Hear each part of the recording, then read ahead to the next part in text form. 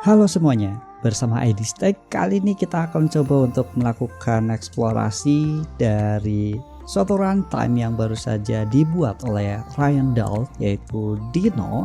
Dengan studi kasusnya itu kita akan membuat REST API dengan menggunakan driver database-nya yaitu MongoDB.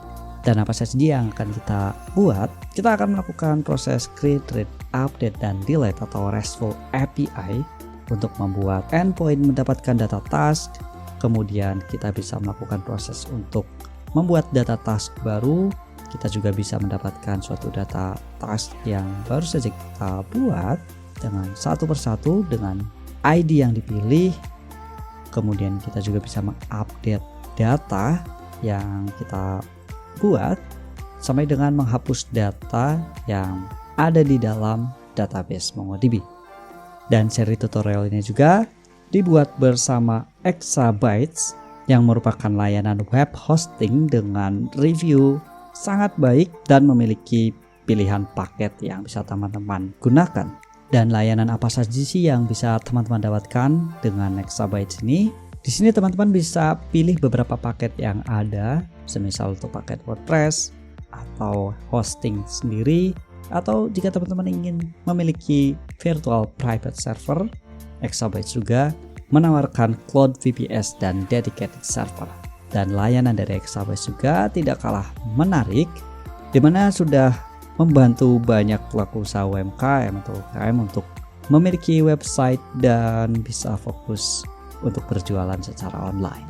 Dan Exabytes juga memiliki dukungan dan garansi yang bisa teman-teman percayakan, dan juga banyak sekali testimoni yang teman-teman bisa temukan di sini tentang bagaimana experience menggunakan layanan web hosting dari Exabytes Indonesia ini. Oke, dan selamat mengikuti seri tutorial membangun REST API dengan menggunakan Dino dan MongoDB bagi pemula. Langsung saja kita mulai.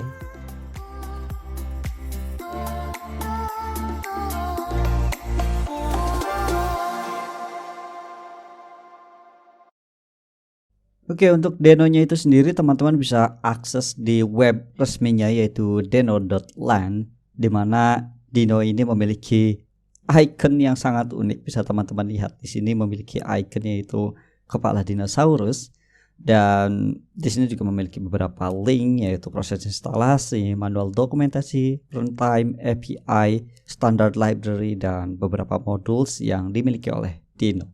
Dan Dino ini juga baru rilis di versi satunya itu di tanggal 13 Mei 2020. Dan sebelum memulai menggunakan Dino, tidak ada salahnya kita perlu kenal terlebih dahulu apa itu Dino.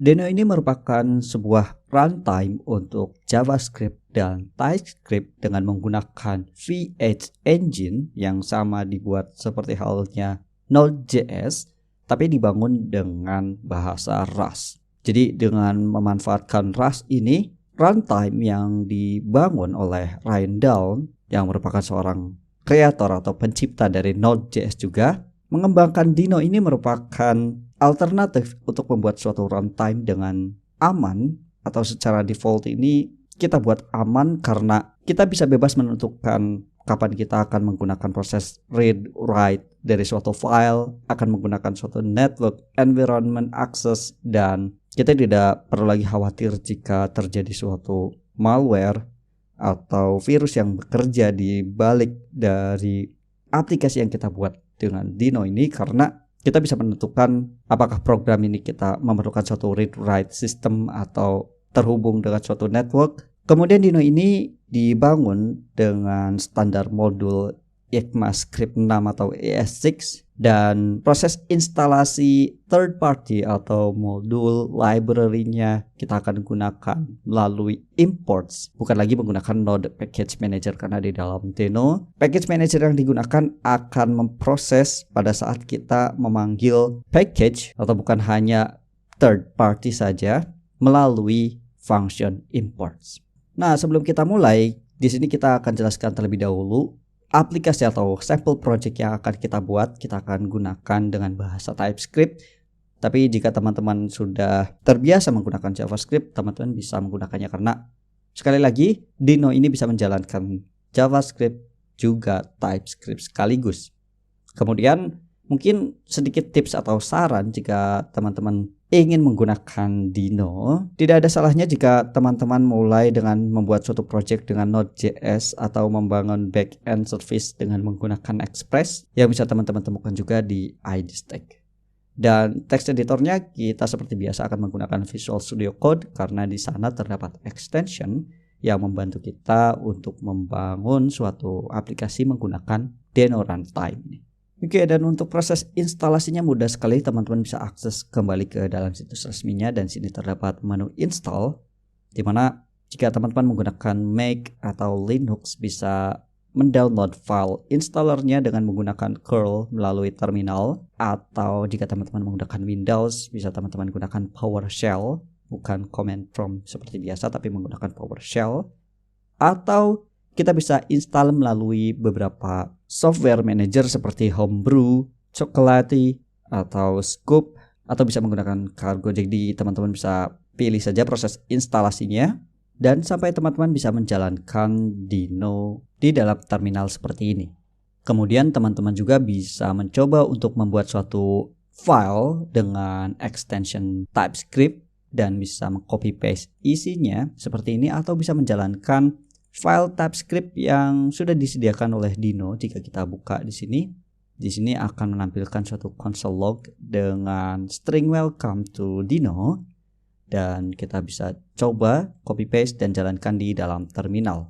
Maka akan terjadi proses download terlebih dahulu karena kita akan mengambil file TypeScript secara online. Kemudian akan melakukan proses compile sampai dengan di sini kita menampilkan console log itu sendiri. Oke, jika sudah, kita akan mulai untuk membangun web service dengan menggunakan Dino.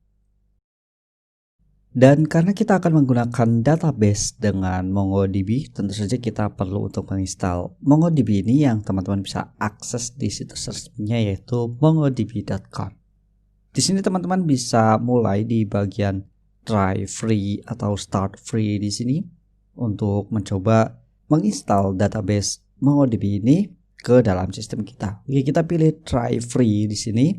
Kemudian teman-teman akan dihadapi 3 pilihan yaitu cloud on premises atau tools, di mana yang akan kita pilih adalah kita akan menginstal MongoDB di dalam infrastruktur kita atau di dalam mesin kita sendiri. Kita bisa pilih on premises. Kemudian kita pilih MongoDB Community Server karena kita akan gunakan versi gratisnya. Dan teman-teman bisa lihat di sini terdapat versi platform. Teman-teman bisa install untuk Linux, kemudian Mac OS dan varian distro Linux lainnya, sampai dengan kita juga bisa menggunakannya di dalam Windows. Jadi teman-teman bisa sesuaikan sistem operasi yang teman-teman gunakan dan kita bisa download di sini. Oke, kita tunggu proses download sampai selesai. Atau jika masih bingung bagaimana cara instalasi dari MongoDB, teman-teman bisa masuk ke dalam dokumentasinya dan bisa masuk ke dalam installation bagian MongoDB Community Edition. Di sini teman-teman bisa cek install di dalam sistem operasi Linux, Mac OS atau Windows, dan di masing-masing dokumentasi tersebut bisa teman-teman ikuti. Salah satunya di sini kita menggunakan Mac OS.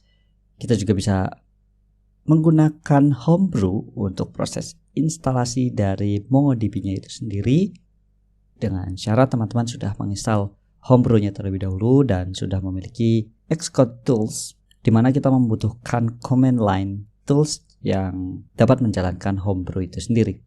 Dan jika sudah, teman-teman bisa lanjutkan dengan proses instalasinya sampai dengan kita bisa mengaktifkan service dari MongoDB itu sendiri. Mungkin jika teman-teman menggunakan Mac OS dan Linux, kita perlu menjalankan service-nya seperti ini. Mungkin kita bisa aktifkan terlebih dahulu. Oke, service-nya sudah berjalan dan kita bisa masuk dengan menggunakan perintah mongo. Nah, di sini kita sudah masuk ke dalam atau terhubung dengan database MongoDB. Mungkin satu hal lagi untuk membantu kita, jika kita menggunakan selain Windows, mungkin kita bisa download UI MongoDB Client atau dengan nama produk Kompas. Teman-teman bisa mendownloadnya di sini. Seperti biasa kita akan gunakan on premises dan kita pilih Mongo Compass dan sesuaikan dengan platformnya. Karena di sini masih menggunakan OS X, jadi kita akan download package DMG-nya, kita download, dan teman-teman bisa masuk ke dalam service atau database MongoDB dengan menggunakan Compass ini. Teman-teman bisa langsung saja connect karena secara default kita sudah disediakan konfigurasi dasarnya untuk bisa masuk ke dalam MongoDB. Kita pilih connect. Dan di sini teman-teman bisa melihat terdapat beberapa database dan kita juga bisa membuat database baru dengan menggunakan Compass ini beserta dengan collection-nya, di mana collection ini kita bisa asumsikan seperti halnya tabel di dalam DBMS SQL, karena MongoDB ini merupakan based on dokumen atau setiap data akan masuk ke dalam satu dokumen, kita menyebutnya sebagai collection. Oke, jadi nanti kita akan gunakan database Deno REST dan collection atau tabelnya yaitu task. Kita bisa klik create database dan database beserta tabelnya sudah kita buat. Oke, kali ini kita akan coba untuk membuat web service sederhana di mana kita akan menggunakan modul middleware yang tersedia untuk Deno yang bisa teman-teman cek di dalam menu third party modules. Dan kita akan cari modules org, di mana sampai sekarang teman-teman bisa melihat di sini terdapat 700 package atau library yang bisa kita gunakan. Dan di sini kita akan cari org, dan org ini merupakan sebuah middleware HTTP server yang bisa digunakan di dalam Deno. Termasuk kita bisa membuat middleware, root, dan lainnya. Dan karena kita akan membuat suatu API endpoint, tentu saja kita akan membuat suatu route dengan RESTful API atau menggunakan metode HTTP. Oke, cara penggunanya di masing-masing modules terdapat dokumentasi sama seperti di dalam GitHub. Di sini teman-teman bisa melihat readme-nya dan bagaimana cara menggunakan package tersebut atau library tersebut. Dan mungkin saja kita langsung mengimplementasikan org ini untuk membuat web service. Oke, di sini saya sudah membuat folder dengan nama Deno Mongo yang teman-teman bisa bebas letakkan di directory manapun. Tapi sebelum kita akan menuliskan kode atau script Deno, saya sarankan untuk menggunakan extension Deno yang dimiliki oleh Visual Studio Code. Teman-teman bisa download di sini, di mana di sini akan secara otomatis membaca suatu file TypeScript, maka akan memiliki autocomplete yang dimiliki oleh Deno dan berbagai fitur yang bisa kita manfaatkan pada saat kita akan membuat project dengan Deno ini. Jadi teman-teman bisa install. Oke, jadi kita akan buat satu file di dalam root directory kita dengan nama server.ts, atau kita akan gunakan TypeScript, atau jika teman-teman akan menggunakan JavaScript tidak apa-apa. Dan yang akan kita lakukan di sini adalah kita akan coba untuk mengimport org tersebut. Di sini kita akan gunakan import, kemudian di sini kita akan panggil application, di mana kita akan memanggil kelas application yang dimiliki oleh modules org. Teman-teman bisa copy paste linknya seperti ini. Berbeda dengan pada saat teman-teman akan menggunakan library di dalam Node.js, di dalam Deno kita hanya perlu memanggil library atau URL library-nya saja.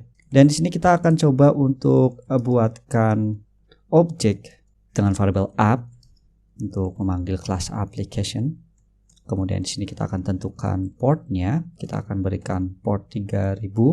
Secara umum untuk backend JavaScript biasanya kita menggunakan port 3000. Kemudian di sini kita akan gunakan wait karena proses dari pemanggilan aplikasi ini atau membuat web service ini kita akan gunakan secara atau memiliki metode asinkronus. Jadi kita akan gunakan wait. Kemudian kita akan panggil metode listen, kemudian kita memberikan opsi port atau memberikan nilai portnya.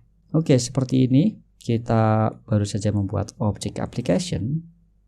Tapi jika kita coba memaksa untuk memanggil file server.ts ini dengan menggunakan Deno run server.ts. Oke, bisa teman-teman lihat di sini kita melakukan proses download dari modules yang digunakan yaitu modul org, dan di sini terdapat error jika proses listen ini tidak bisa kita aktifkan sebelum kita menggunakan middleware atau membuat suatu route. Jadi kita perlu untuk membuat route untuk kita jalankan web service-nya. Dan di sini kita akan coba buatkan struktur project-nya mungkin sedikit lebih rapi. Kita akan buatkan folder source dan di dalamnya kita akan buat folder baru untuk menyimpan banyak file routes. Jadi kita akan buatkan folder routes seperti ini dan di dalamnya kita akan coba buat file dengan nama router.ts, di mana teman-teman bisa membuat banyak file routes di sini untuk masing-masing modul. Jadi makanya kita akan buat suatu folder dengan nama routes di sini. Oke, dan isinya di sini sama saja, kita akan mengimport suatu modul awk lagi seperti ini, dan yang akan kita panggil adalah kelas dari routernya sekarang. Dimana untuk membuat route atau router mudah saja, kita akan buatkan objeknya di dalam route seperti ini, dan kita akan coba buat suatu route baru, dan kita coba untuk membuat suatu route sederhana dengan menggunakan objek route yang sudah kita buat. Dan di sini kita akan buatkan atau gunakan method get. Oke, jadi kita bisa menggunakan method get, put, post atau delete, dan kita akan arahkan ke dalam route API endpoint. Dan di sini kita akan buatkan proses asinkronusnya, di mana yang akan kita gunakan adalah response, di mana response ini kita definisikan untuk menampilkan suatu output pada saat kita memanggil API endpoint ini. Dan isi dari response ini bebas, isinya apa saja, jadi kita akan berikan nilai any. Dan di dalam sini baru kita akan buatkan logic dari aplikasinya. Oke, di sini kita akan coba buat atau berikan status response-nya dengan memberikan properti status bernilai 200, dan response body-nya atau kita akan menampilkan tipe data JSON di sini dengan properti message, dan kita akan memiliki nilai string yaitu welcome. Jadi di dalam file router ini kita akan definisikan atau bisa definisikan banyak sekali API endpoint, dan di sini kita akan contohkan untuk memberikan route API endpoint dengan menampilkan respons sederhana yaitu dengan statusnya yaitu 200 dan memiliki output body yaitu message welcome. Oke, dan jangan lupa karena file router ini akan kita panggil di dalam file server.ts, jadi kita akan export objek dari route yang sudah kita buat. Kita akan gunakan export default route karena tidak ada lagi objek yang akan kita gunakan di dalam route ini. Dan di sini kita akan import route yang baru saja kita buat. Di sini kita akan panggil di dalam source, di dalam routes terdapat file router.ts seperti ini, dan objek aplikasi di sini kita akan gunakan router tersebut dengan memanggil method routes-nya, dan application ini akan memperbolehkan kita untuk menggunakan method-method middleware yang disediakan seperti get, post, delete, dan lainnya. Oke, seperti ini secara sederhana, dan mungkin kita akan tambahkan pesan jika kita menjalankan suatu server ini maka akan menampilkan string, yaitu untuk menampilkan domain beserta portnya yang kita sudah definisikan di atas dengan menggunakan console log. Oke, bisa kita save dan mungkin kita bisa jalankan lagi deno run server.ts, dan di sini terdapat suatu error lagi di mana di sini memiliki pesan yaitu permission denied, di mana pada saat kita akan menggunakan network access di dalam Dino, kita perlu untuk menambahkan flag yaitu allow/net untuk memperbolehkan Dino ini menggunakan network access. Jadi seperti inilah kenapa Dino ini bisa dibilang secure by default, atau secara default Dino ini aman karena kita perlu untuk memberikan flag secara eksplisit dari masing-masing kebutuhan sistemnya. Nah, untuk mendapatkan atau menjalankan web service ini kita perlu menambahkan flag allow/net. Jadi kita bisa tambahkan di sini allow/net seperti ini, dan bisa teman-teman lihat di sini muncul string yaitu server is running di localhost port 3000 yang kita hasilkan di sini, dan servernya akan bekerja secara terus-menerus karena di sini kita akan menggunakan proses await atau menunggu proses selanjutnya. Di sini kita coba buka. Nah, teman-teman bisa melihat di sini kita sudah berhasil menampilkan response welcome yang sudah kita buat di dalam routes. Oke, seperti ini. Dan nantinya proses asinkronus di sini atau response body-nya bisa kita lempar untuk buatkan folder baru, misal di dalam controllers atau di dalam file manapun secara terpisah. Tidak akan kita tulis di dalam parameter pada metode get ini. Oke, kita sudah berhasil membuat web service secara sederhana dengan menggunakan library atau modul Oak. Dan kali ini kita akan mencoba untuk menginstal Dnon, di mana Dnon ini sama seperti NodeMon di dalam Node.js, yaitu suatu modul yang dapat memberikan efek hot reload. Jika terjadi suatu perubahan kode, maka akan secara otomatis mengcompile source code kita tanpa perlu kita menjalankan ulang dino run, kemudian kita jalankan file server.ts kita, tapi akan dijalankan secara otomatis melalui Dnon ini. Jadi ini akan mempermudah kita pada saat proses development dan kita akan gunakan modul tersebut. Oke, di sini teman-teman bisa cari di dalam third party modules dan kita cari Dnon. Di sini kita bisa klik, dan untuk proses instalasinya mudah sekali. Teman-teman bisa scroll ke bawah dan terdapat perintah untuk menjalankan instalasi library tersebut atau modul tersebut. Di sini kita bisa copy paste dan kita jalankan di dalam terminal seperti ini. Kita bisa tekan enter. Oke, proses download kita berhasil dan kita perlu untuk membuat suatu file denon.json untuk memberikan konfigurasi yang bisa teman-teman baca di sini. Konfigurasi apa saja yang bisa kita lakukan. Sederhananya kita akan buat suatu file denon.json. Kemudian di sini kita akan tambahkan scripts dan flagnya yaitu start. Jadi kita akan bisa memanggil Dnon start lalu akan menjalankan perintah apa di sini. Dan di dalam project kita akan buat suatu file denon.json yang kita buat di dalam root directory kita atau sejajar dengan file server.ts, bukan di dalam folder apapun. Denon.json dan isinya adalah seperti ini. Di sini kita akan tambahkan script dengan perintah start. Dan kita akan menjalankan command untuk dino run server.ts karena kita akan menggunakan file server.ts.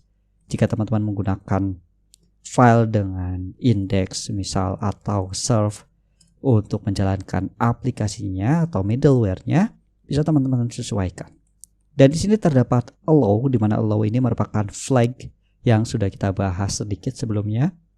Atau jika teman-teman lihat pada saat proses instalasi dari Dnon ini, teman-teman membutuhkan beberapa flag seperti allow read, allow run, write, net, dan flag ini akan kita wakilkan di sini. Net, write, read, plugin. Kemudian untuk modul yang unstable atau belum ready untuk production sekalipun. Jadi kita akan buatkan konfigurasinya seperti ini. Nah, untuk prakteknya kita bisa coba dengan menjalankan perintah dnon start seperti ini. Oke, maka akan menjalankan perintah dino run dengan flag net, write, read, plugin, dan unstable. Karena di sini kita berikan nilai true pada file server.ts, dan kita akan coba untuk membuat perubahan respon dari file routes.ts, dan perhatikan di dalam terminal sini. Mungkin kita bisa tambahkan dino, kemudian kita save, maka akan terjadi proses recompile, bisa teman-teman lihat, dan sampai dengan muncul console log untuk proses menjalankan servernya kembali. Dan kita coba refresh halaman sebelumnya. Nah, maka akan berubah sesuai dengan perubahan kode. Oke, kita sudah memanfaatkan Dnon untuk mempermudah proses development kita. Dan kali ini kita akan coba untuk menggunakan MongoDB yang sudah kita install sebelumnya. Dan kita akan buat konfigurasi dari Dnon ini untuk terhubung ke MongoDB. Untuk modulsnya, teman-teman bisa cek terdapat modul Mongo sebagai MongoDB driver for Dno. Bisa teman-teman lihat, dan di sini kita akan memanfaatkan Dno tersebut dengan cara mengimport dari modul tersebut dengan memanggil kelas dari Mongo client. Kemudian kita akan buatkan objek client untuk terhubung dengan domain dan atau host dan port milik MongoDB. Kemudian kita akan coba untuk membuat suatu dokumen di dalam MongoDB dan kita tampilkan datanya menggunakan Oak. Jadi di sini kita akan coba untuk membuat folder baru di dalam directory source. Selain routes, terdapat folder baru yaitu config, dan di dalam config di sini kita akan buat dengan file database.ts, dan di dalamnya kita akan import Mongo client atau kelas Mongo client yang kita dapatkan dari modul Mongo. Kemudian di sini kita akan buatkan objek client dengan memanggil Mongo client. Dan di sini kita akan coba buatkan koneksinya dengan menggunakan connect with URI, dan URI ini merupakan string yang berisikan MongoDB /localhost dan port defaultnya yaitu 27017 untuk MongoDB. Kemudian mungkin kita buatkan console log untuk memberikan informasi bahwa kita berhasil terhubung dengan database-nya seperti ini, dan kita akan simpan objek DB pada saat kita sudah memilih database yang sudah kita buat yaitu Deno REST seperti ini. Dan agar bisa menggunakan constant DB ini atau method database client connect ini, kita akan gunakan export default dari variable DB tersebut, dimana nantinya default constant DB ini akan kita manfaatkan untuk proses pengambilan data, penyimpan data, atau mengupdate data sekalipun dan mendelete data di dalam MongoDB. Jika sebelumnya teman-teman sudah mendownload Compass atau MongoDB Compass, bisa teman-teman buka dan pastikan teman-teman sudah memiliki database Deno REST dan collection-nya yaitu tasks, di mana nantinya kita akan coba implementasikan untuk mengambil data yang ada di dalam collection task ini. Jadi kita bisa coba tambahkan dokumen baru atau baris baru di dalam tabel task atau collection task. Di sini kita coba add data, insert dokumen, dan kita akan gunakan format JSON. Di sini kita akan buatkan objek title dengan value yaitu learn Deno. Oke, seperti ini. Dan kita akan buatkan objek lagi yaitu done bernilai boolean. Mungkin kita akan berikan nilai true dan kita coba insert. Maka di sini kita akan memiliki satu dokumen atau row data dari collection task tersebut. Jadi teman-teman bisa buatkan data dummy-nya lagi dengan menggunakan insert dokumen dan dengan format JSON seperti ini. Oke, kita coba untuk mengambil data dari task ini menggunakan MongoDB dan konfigurasi yang sudah kita buat sebelumnya, di mana kita akan coba untuk membuat folder baru lagi di dalam source ini dengan nama controllers. Dan di dalam controllers ini kita akan buatkan suatu file dengan nama todo.ts. Di dalam controller ini kita akan buatkan beberapa method untuk mendapatkan data atau membuat data di dalam MongoDB. Dan agar kita bisa menggunakan MongoDB, tentu saja kita akan mengimport file config yang baru saja kita buat di dalam directory config, dan filenya itu database.ts. Dan yang akan kita import adalah DB-nya karena yang kita export adalah DB ini. Oke. Kemudian kita akan coba untuk buatkan variable collections-nya, atau kita akan memilih tabel mana yang akan kita gunakan dengan menggunakan method collection yang dimiliki oleh objek DB, dan parameternya adalah nama dari collection yang sudah kita buat yaitu tasks. Oke, kita akan wakili objek task tersebut di dalam constant task, dan di sini kita akan coba buatkan method getAll, di mana di sini kita akan menggunakan asynchronous untuk mendapatkan respons, di mana respons ini sekali lagi kita bisa isikan value-nya yaitu any, dan dari hasil method getAll ini akan menampilkan data yang kita hasilkan dari objek task dengan method find, di mana method find ini adalah fungsi untuk mencari seluruh data yang ada di dalam collection yang sudah kita pilih, yaitu task. Kemudian data tersebut mungkin bisa kita tampilkan langsung dengan statusnya yaitu 200, dan respons body-nya berisikan objek sukses bernilai true karena berhasil kita menampilkan datanya. Message-nya yaitu get all tasks data, dan datanya kita akan masukkan ke dalam objek data. Oke.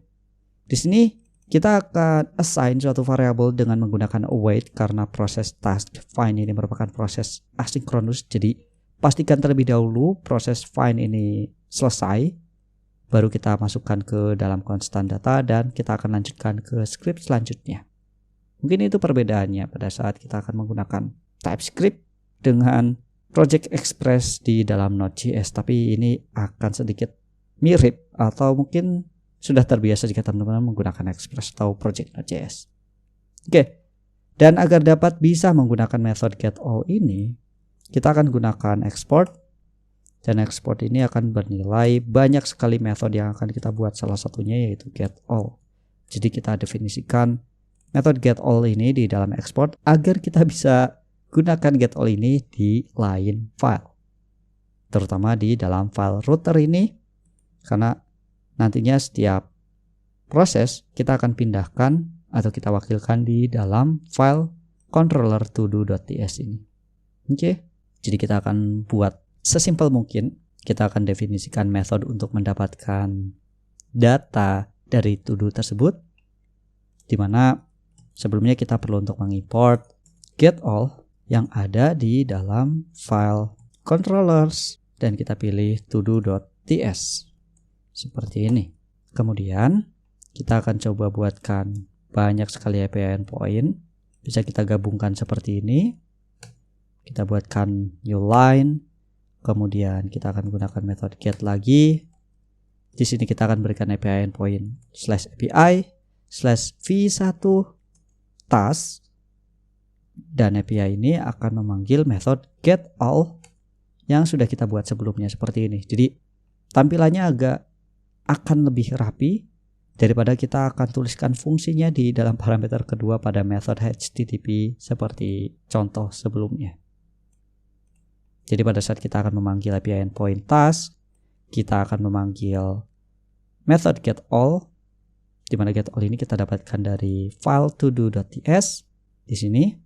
Dan di dalam getAll ini memiliki proses untuk mencari data task dari collection tasks yang sudah kita definisikan, dan objek DB ini merupakan konstan yang kita export dari file database configuration yang melakukan proses koneksi ke dalam database MongoDB.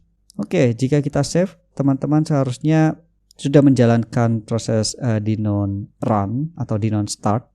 Nanti akan secara otomatis mengcompile dan di sini berhasil menjalankan web service AUG lagi atau middleware AUG lagi. Kita bisa cek di dalam browser. Di sini kita akan coba ubah API endpoint-nya yaitu API /v1/task seperti ini.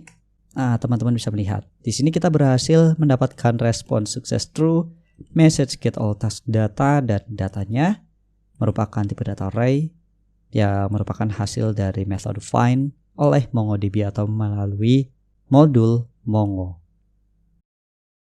Oke, selain kita sudah berhasil memanggil data di dalam MongoDB, kita juga bisa membuat data baru atau kita akan membuat proses post dengan menggunakan middleware AUG, dan request tersebut akan kita coba isikan ke dalam MongoDB.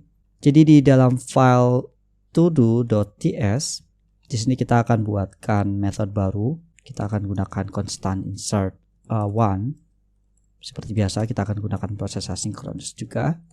Di dalamnya selain kita akan menampilkan response, juga di dalam metode ini kita akan menggunakan request. Jadi selain kita menampilkan response berupa data apapun, kita juga akan bisa mendapatkan data request yang dikirimkan oleh user dengan tipe any, atau sebenarnya kita akan gunakan format JSON. Nah, di sini kita akan buatkan prosesnya. Dimana di sini kita akan buatkan constant body untuk mencoba untuk mendapatkan value dari request body menggunakan await tentunya. Jadi kita akan menunggu proses mendapatkan value atau datanya, kita tunggu. Dan jika sudah berhasil, kita coba panggil body value tersebut, dan data body-nya akan kita coba masukkan ke dalam proses insert one. Di sini kita bisa gunakan await untuk menunggu proses berhasilnya insert one, di mana metode insert one ini merupakan metode yang dimiliki oleh modul Mongo, dan di dalam parameter method insert one tersebut yaitu format JSON yang akan kita masukkan ke dalam collection milik task yang sudah kita definisikan di atas. Nah, jika berhasil, kita akan coba tampilkan respons status dan body. Untuk statusnya yaitu 1, success true, kemudian message-nya yaitu task created, dan datanya kita akan tampilkan dari data sebelumnya atau dari hasil request yang kita kirimkan dari user. Dan karena di dalam browser biasa kita tidak bisa melakukan request dengan menggunakan banyak method, kita akan menggunakan bantuan Postman. Teman-teman bisa download aplikasi Postman untuk testing RESTful API atau ya request dengan menggunakan HTTP method. Dan di sini kita akan coba untuk mengirimkan data body atau request body dengan format JSON yaitu title dan field done seperti yang sudah kita praktekkan sebelumnya. Dan di sini kita akan gunakan post, kemudian dengan headersnya yaitu bertipekan JSON dan bisa mendapatkan respons JSON. Tapi sebelum itu kita perlu untuk mengekspor insert one ini agar bisa digunakan di dalam file routes. Jadi di sini kita bisa tambahkan insert one dan insert one juga di sini. Setelah kita ekspor maka bisa kita panggil di sini. Kemudian kita perlu membuat method baru selain method get. Di sini kita akan tambahkan method post. Dan kita akan arahkan pada API /v1/task. Dan di sini kita akan arahkan pada method insert one di atas. Oke, jadi kita akan coba method post ini melalui Postman. Sudah diarahkan dengan API endpoint yang sama dan localhost 3000. Dan mungkin untuk isinya teman-teman bisa pilih body, kemudian pilih row, dan format prettier-nya bisa pilih JSON, dan teman-teman bisa buat format JSON seperti ini. Jika sudah, kita bisa klik send, dan bisa teman-teman lihat di sini status responsnya itu 201 seperti yang sudah kita definisikan, dan outputnya adalah data yang sama seperti success message, kemudian data yang didapatkan oleh request body di sini. Oke. Dan kita bisa cek di dalam Kompas. Kita coba refresh. Nah, di sini kita baru saja mendapatkan data baru yaitu learn REST API dan status done-nya yaitu false. Seperti yang kita berikan di dalam request body-nya. Oke, jika sebelumnya kita sudah mempelajari bagaimana membuat web service untuk method post dan kita bisa mendapatkan request body di dalam Awk middleware, kita juga bisa mendapatkan parameter atau data parameter dari API endpoint yang kita sediakan. Dan ini kita akan praktekkan untuk mencari satu data task di dalam MongoDB, dan kita akan coba buatkan dengan menambahkan parameter di dalam API endpoint-nya. Jadi di dalam file todo.ts yang merupakan controller, di sini kita akan coba buatkan metode baru dengan constant find one. Dan find one ini seperti biasa kita akan gunakan sequence.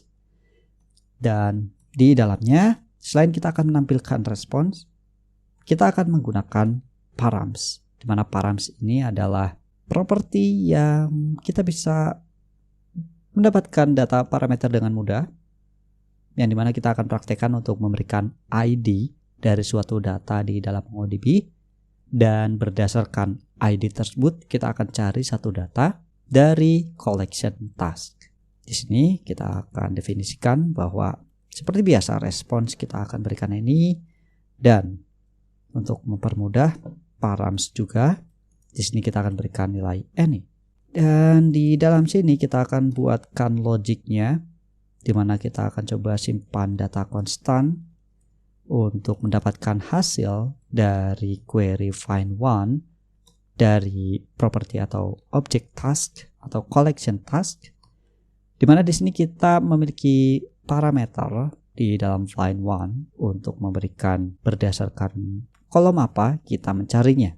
Di sini kita akan carikan kolom ID underscore ID di sini karena memang format field yang ada di dalam MongoDB kita menggunakan field underscore ID, dan di sini juga kita akan membuat atau mendapatkan format dengan $OID, baru isi dari parameter ID-nya kita akan berikan di sini, params ID. Kenapa kita membuat format seperti ini? Jika teman-teman coba untuk memanggil API endpoint task untuk memanggil seluruh data tasknya, bisa teman-teman lihat.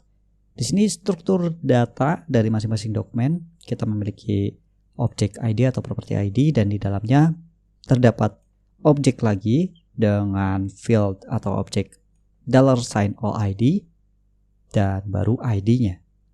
Jadi di dalam task find one pun kita akan menggunakan format yang sama seperti ini. Oke, jika sudah, kita akan gunakan respons status dan body seperti sebelumnya. Di sini kita akan gunakan status 200, kemudian message-nya yaitu get one task, dan di sini objek datanya merupakan konstan data yang kita dapatkan dari proses query find one.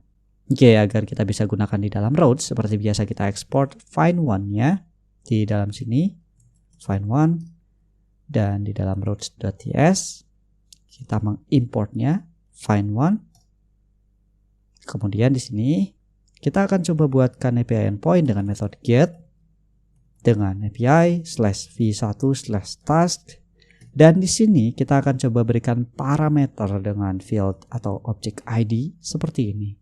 Mungkin sama seperti kita membuat API endpoint dengan Express.js. Dan API endpoint ini akan mengarahkan pada find one yang sudah kita buat sebelumnya. Oke, mungkin kita bisa coba untuk API endpoint ini.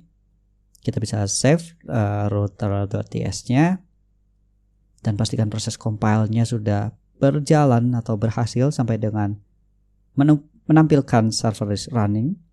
Oke, di dalam Postman teman-teman bisa buatkan tab baru dan mengarahkan ke localhost API v1 task, dan di sini merupakan parameter ID dari data yang kita miliki. Dan jangan lupa untuk headersnya di sini berikan accept application JSON. Dan ID-nya ini dari mana? Kita bisa manfaatkan API endpoint untuk mendapatkan seluruh data task. Dan di sini terdapat value ID. Semisal di sini kita akan dapatkan untuk title learn Dino.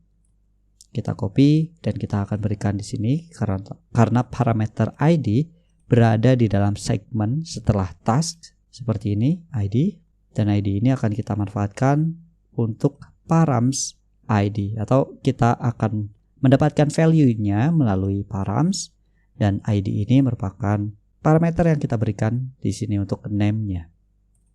Kita coba pilih send. Nah, bisa teman-teman lihat.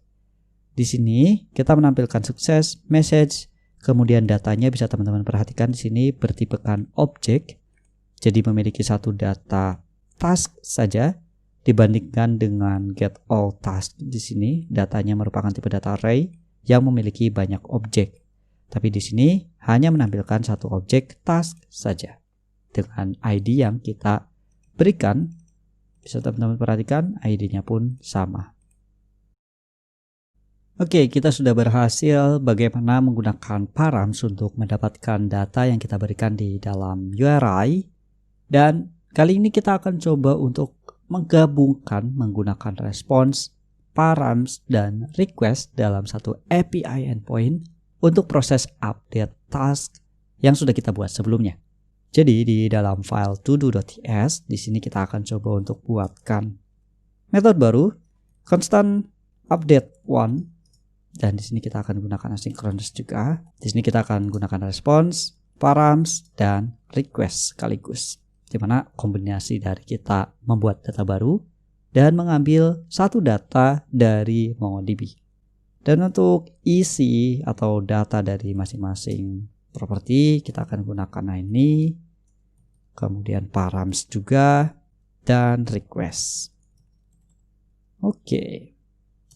Kemudian di sini seperti biasa, kita akan buat logiknya dengan cara kita akan menunggu data dari request body-nya terlebih dahulu jika sudah kita akan masukkan ke dalam constant data.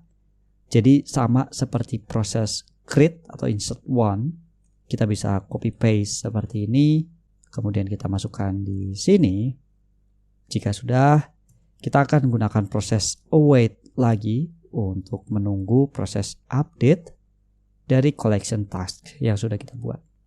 Di sini kita akan gunakan method update one yang dimiliki oleh MongoDB, dan di sini kita memerlukan dua parameter objek JSON, di mana yang pertama adalah kita akan memilih berdasarkan data mana yang akan kita update, tentunya berdasarkan data ID-nya, dan ini sudah kita buat sebelumnya di proses find one. Jadi objek ini kita akan copy paste seperti ini, dan di parameter kedua kita akan gunakan dengan $set, di mana set ini merupakan value yang baru atau objek yang baru untuk kita simpan ke dalam collection yang kita pilih berdasarkan ID-nya. Nah, karena format JSON ini sama seperti format yang kita kirimkan melalui body request, sama seperti proses insert one, kita bisa gunakan split operator untuk mendapatkan nilai data yang sudah terstruktur, baik itu key dan value-nya dari constant data yang sudah kita buat di sini. Atau teman-teman bisa buat secara manual, semisal title kita akan berikan value apa dan seterusnya. Tapi di sini kita akan manfaatkan split operator atau split syntax untuk mendapatkan objek data dari request body. Oke, jika sudah, di sini kita akan coba buatkan constant result untuk melihat data yang baru saja kita update dengan menggunakan find one, dan proses ini sama seperti kita mendapatkan satu data task, dan di sini kita akan memanfaatkan ID dan OID params yang kita buat di sini. Kita bisa copy paste dan kita letakkan di dalamnya seperti ini. Oke, jika sudah, kita akan buatkan respon status dan respon body-nya. Kita akan copy paste saja pada sintaks atau kode sebelumnya. Setelah kita melakukan proses await dari task find one dari data yang sudah kita update. Di sini terdapat error, mungkin terdapat typo di atas. Oke, harusnya response seperti ini. Dan kita bisa kembali lagi. Responnya berhasil kita request true dengan message-nya yaitu update one task. Dan datanya kita dapatkan dari result karena bukan lagi dari parameter data, di mana data ini merupakan inputan yang ada di dalam request body, dan kita akan memanfaatkan untuk melakukan query dengan method find one. Oke, agar kita bisa gunakan, di sini kita export update one, dan di dalam router juga kita akan tambahkan update one. Dan baru di sini kita akan buatkan method rest-nya yaitu put, di mana untuk update kita akan gunakan put. Di sini kita akan arahkan pada API/v1/task, dan di sini kita akan gunakan lagi parameter ID. Dan API endpoint ini kita akan arahkan pada method update one yang baru saja kita buat. Oke, sederhana sekali. Jadi method put ini atau update one ini gabungan dari proses post dan get, dan kita bisa coba di dalam Postman. Dan di dalam Postman teman-teman bisa arahkan ke dalam API endpoint pada API v1task dengan ID yang sudah kita buat. Teman-teman bisa pilih saja di sini. Dan di sini saya menggunakan ID dengan belakang 943. Oke. Kemudian metodenya yaitu put, jangan lupa karena kita akan menggunakan put. Di dalam headers kita akan berikan content type dan accept type yaitu JSON. Dan body-nya kita akan coba tambahkan property dan value dari data yang kita pilih. Semisal kita akan ubah title dari Learn Dino ini menjadi Learn Dino MongoDB, dan data done kita ubah menjadi false. Oke, kita bisa coba data done kita ubah menjadi false, dan untuk titelnya kita akan ubah dengan Learn Dino MongoDB seperti ini. Kita akan buatkan dengan format JSON. Kita coba send. Nah, teman-teman bisa melihat di sini prosesnya itu true, sukses true, message-nya yaitu update one task seperti yang sudah kita buat, dan datanya kita dapatkan dari result melakukan query find one dari ID yang kita pilih atau kita terapkan. Kemudian di sini nilainya untuk title dan done sesuai dengan request body yang kita berikan. Jadi proses update menggunakan MongoDB ini kita berhasil membuatnya. Oke, untuk proses create, read, update kita sudah buat, tinggal satu lagi yaitu delete dalam konsep CRUD tentunya. Dan kita akan coba untuk mendelete salah satu data yang ada di dalam MongoDB menggunakan Dino. Jadi langsung saja di dalam todo.ts di sini kita akan buatkan method untuk melakukan proses delete. Kita akan buatkan dengan nama delete1 dan di sini kita akan gunakan synchronous. Dan di sini kita hanya memerlukan response dan param saja. Kemudian untuk masing-masing datanya seperti response kita akan berikan ini, kemudian params kita akan berikan ini, dan di sini kita akan buat logic untuk menghapus data yang kita pilih berdasarkan parameternya. Oke, di sini kita akan gunakan await untuk memanggil proses task atau collection task. Dan untuk proses delete-nya kita akan gunakan method delete1 karena yang akan kita hapus hanya satu data saja. Walaupun di dalam MongoDB teman-teman bisa menggunakan delete many untuk menghapus banyak data sekaligus. Dan untuk parameternya sebenarnya masih sama seperti proses find one dan update. Kita akan menggunakan format seperti ini, ID dan OID params ID. Oke. Dan setelah berhasil melakukan delete, kita akan membuatkan respon atau menampilkan respon status dan body-nya seperti ini.